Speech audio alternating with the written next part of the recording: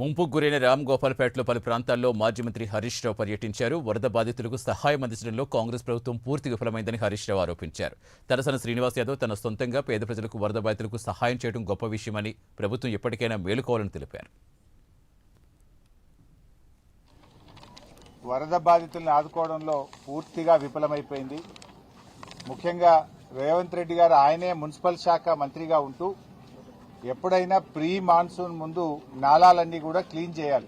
గతంలో కేసీఆర్ గారి నాయకత్వంలో మా తలసాని సీనన్న, కేటీఆర్ గారు హైదరాబాద్ నగరంలో ప్రీ మాన్సూన్లో నాలాలన్నీ కూడా క్లీన్ చేసి ప్రజలకు వరద ఇబ్బంది రాకుండా చూసుకునేవాళ్ళు.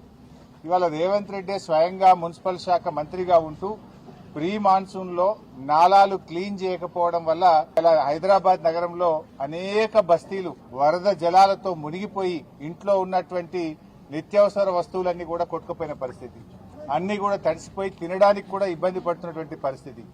అయినా ఇవాళ ముఖ్యమంత్రి గారు హైదరాబాద్ లో ఉన్నా, మున్సిపల్ మంత్రిగా ఆయనే ఉన్నా వరద బాధితులకు ఒక్క పైసా సాయం కూడా చేయలేదు. ఈ రోజు రాష్ట్ర